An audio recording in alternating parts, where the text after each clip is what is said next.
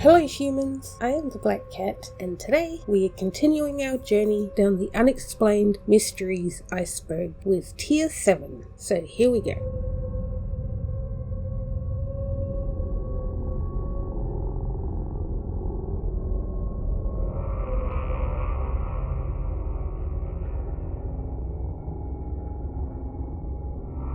Spontaneous human combustion is a phenomenon where a person will seemingly burn to ash while sleeping, but nothing around them is burnt. How or why the person's body managed to completely burn to almost nothing is a mystery. A recent case of possible spontaneous human combustion happened in December of 2010 in Ireland. Michael Faherty was a 76-year-old man whose death was recorded as spontaneous combustion by the coroner. The doctor made a statement at the inquiry into his death that the file was thoroughly investigated, and I'm left with the conclusion that this fits into the category of spontaneous human combustion, for which there is no adequate explanation. There are of course several theories debunking spontaneous human combustion as not being, unnatural, but of course the debate goes on. On the 27th of January 1993, the severed head of a woman aged between 30 to 50 was discovered in the Wayne Fitzgerald State Park in Jefferson County in Illinois, in America. The woman's head may have been thrown from a vehicle, as her head was discovered hanging in a bush close to a road. Because no other parts of her body were found, her height and weight were impossible to determine. They believe she may have suffered from WRY. I don't know how to pronounce that, neck syndrome, which would have caused her head to be in an awkward position when she was alive. Who she was and who killed her is still unknown.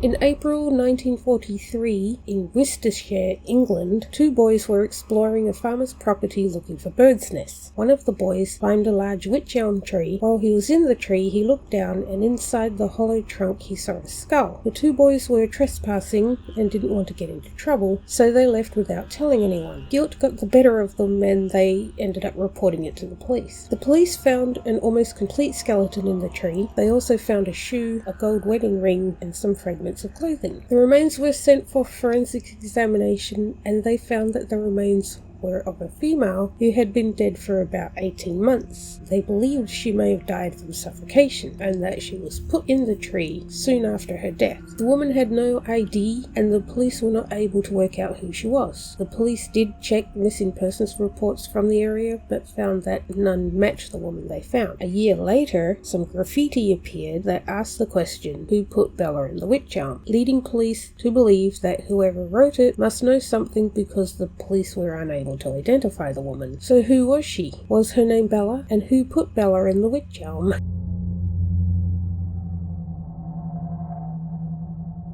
The Salish Sea in British Columbia in Canada has been washing up several shoes from approximately 2007. The interesting thing about the shoes is that the feet would still be inside. It made for an interesting mystery, feet with no bodies being discovered along the shore. However, this mystery has been solved pretty much. The reigning theory is that the feet are of people who, for one reason or another, died in the water, and the shoes they wore protected the feet from natural decomposition or being eaten by aquatic life. The shoes also would be buoyant, and because of that they would end up being washed ashore. Just imagine you're taking a leisurely stroll down the beach and you find a shoe with a foot still in it.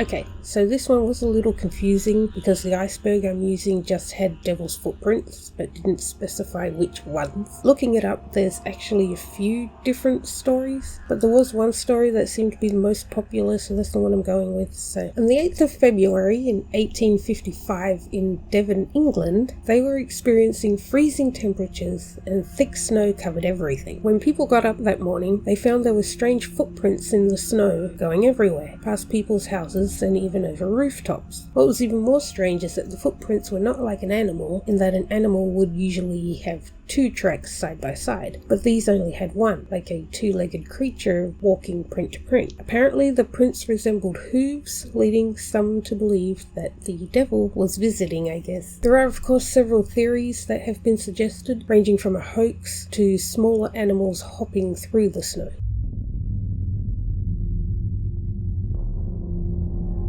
Born in France in around 1772, Torreira, I'm guessing that's how you pronounce his name, Torreira was an interesting character. He apparently had a condition that made him constantly hungry. He would eat and still feel hungry. He was kicked out of home as a teenager because his family couldn't afford to feed him, so he began performing in sideshows, eating all sorts of things, including rocks and live animals. He apparently later joined the army and would ask other soldiers for their rations, because his rations wasn't enough.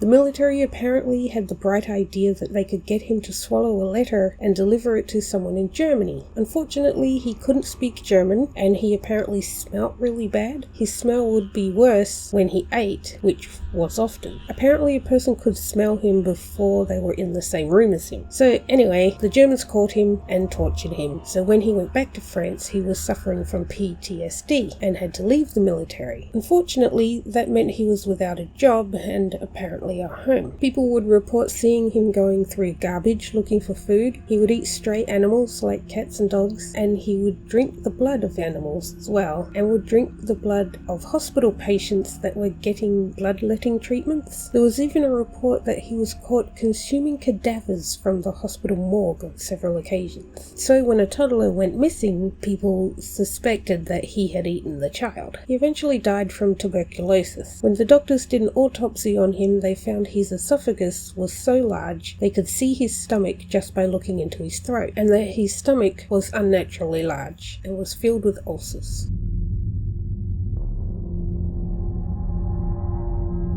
Okay, so I don't think I'll be able to pronounce the name of this temple, so apologies, but I'm going to use a video I found to say the name, otherwise I'll just end up mispronouncing it. So the Padmanabha Swami temple in India is believed to have been built in the 8th century. One of the deities represented in the temple is the divine serpent, Lord Ananta, believed to be the creator of the world. I found this interesting personally because in my own culture's spirituality, we also have a divine serpent that gave life to the world. The temple is possibly the richest temple in the world. Inside there are at least 8 vaults. All of them were sealed for potentially hundreds or even thousands of years. The vaults are listed by letters: Vault A, Vault B, Vault C, and so on. Vault A had been opened, as well as some of the others, and an abundance of gold and gems have been found. However, Vault B hasn't been opened. Apparently the government wanted to open the vault. They managed to open the doors to find more doors. They opened those doors and found more doors, but by the time they got to that point, the royal family, who are in charge of protecting the temple, successfully got an order to stop the opening, based on the fact that the temple is of religious significance. Some stuff I read suggests there's a curse on whoever opens the vault. Some suggest there's a virus in the vault. I even saw an article suggesting there's an alien artifact. Some suggest there's a treasure that's even bigger than what was found in the other vaults. The mystery, of course, being what's in the vault.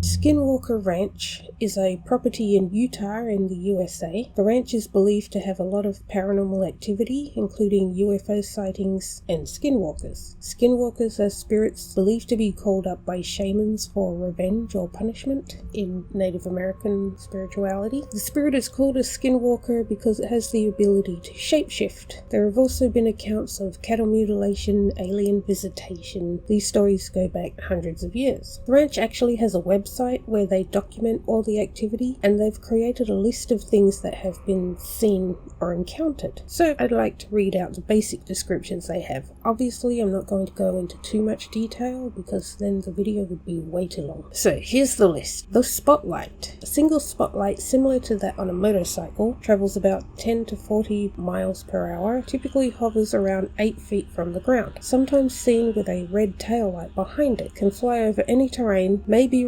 related related to, if not misidentified as, a flash drone. There's apparently a 46% chance of seeing the spotlight. Flash drones. Pulsating spherical ball of light. The light appears bluish to a yellow-green glow. The light it casts is not extremely bright, but will cast light on objects immediately surrounding the orb. Typically, there is more than one orb gathered. They have the ability to hover and make no noise. There appears to be no physical shape supporting the orbs. Characteristic feature is that they will pulsate their light intensely for a matter of seconds, growing extremely bright and then fading away to nothing as if the object simply vanished. Apparently, these have been witnessed during the day, but are more visible at night. They have been seen transforming into other animal shapes and are suspected of having the ability to transmorg into the shape of local living animals. Can affect other electrical objects and knock out the power to the ranch house, and they shift between visible and invisible state as they pulsate on and off. 25% chance of seeing a flash drone. Invisible chopper, heard coming from the south and flying to the north, sounds like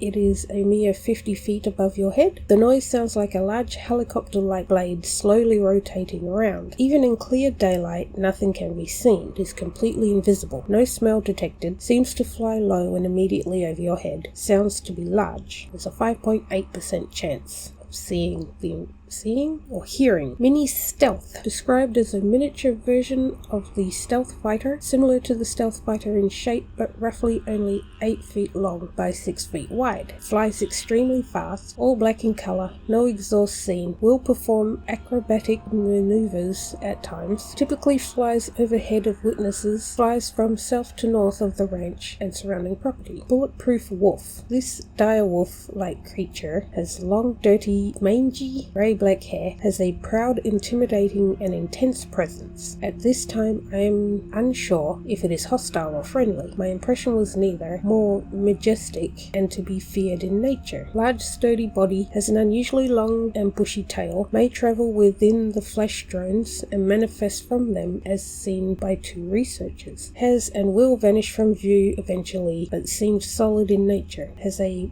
penetrating stare, but is unable or unwilling to communicate verbally or physically. The controllers. What sounds like 2 adult males speaking to one another in an unknown language. These 2 males are typically invisible and usually overheard speaking about 20 feet above one's head. They are speaking in a Native American-like dialect. The assumption is they are speaking about the individuals below them. They sound as if they are speaking through a walkie-talkie or like a voice would sound through a radio. It sounds as if there is a mechanical medium through which the speaker emits. There are stories from other witnesses who have seen the visible version of these 2, and they are described as human in appearance. They make no attempt to directly communicate with the witnesses, and even their conversation may be accidentally overheard. Once recognized, the speech will promptly disengage. The traveler. An ancient-looking native man dressed in primitive attire. He and his tribe once lived on the Skinwalker Range cliffs and upper canyons just northeast of the ranch house, where their bodies are rumored to be buried. He is said to have lost his family and entire tribe to the sky beasts, which come out of the bright light. He wears the skin of animals and resides within them when he travels around the ranch property. These include the wolf, coyote, and the eagle. As a result of his contact with an alien or interdimensional presence on the ranch, he now resides on the ranch and nearby properties as an ethereal, ghost-like figure, alive yet not so in the context that modern science understands. The Dark One, described by both past residents to the ranch and witnessed by current researchers who had close encounters. This enigmatic figure seems out of place with the bizarre alien nature of the phenomena. He is described as male, always being alone, and appears to be a primitive Native American. He does not speak, appears to be residing outside of our known timeline, and even appears surprised at times. The little girl. The disembodied voice of a little girl has been heard by several investigators in the past. I have not experienced this, so details will be minimal. Voice described as an adolescent female speaking to herself or to the witnesses. Voice is extremely soft and difficult to hear. Her origin and background is unknown. Has been heard at different parts around the ranch property and on surrounding properties. Firefly sprites. Tiny balls of bluish light which seem to spawn from the ground and float upwards. similar in appearance to seeing stars if you hyperventilate. They seem to dissipate as they raise about 8 feet into the air, very small and dimly lit. Water babies, known to the local Ute natives, this entity commonly inhabits the surrounding waterways. They can be recognized by their vocalizations, which mimic the sound of a crying human baby. According to local law, once a curious bystander goes to investigate, he or she is then dragged underwater to be drowned by the water baby. The creature is said to have a humanoid form and long dark hair, also the size of a small child. Angel singing, very rare occurrence where male and female witnesses, both past and present, have heard the sound of a chorus of angel singing. Glowbirds, what reminds the investigators of a flock of red glowing birds, may actually be birds with odd bioluminescence properties. May also be a large group of small red orbs, typically seen around treetops, and also lights illuminating the individual objects, all turn on and off in unison. Orange football, a traditional UFO-like shape, yet a metallic surface, has never been observed, appears to be around 15 feet wide and 10 feet high. Has the shape like a football, is seen as an orange glowing ball of plasma with tendrils of red flame-like plasma dancing around the outer perimeter, completely silent. Sentient mist,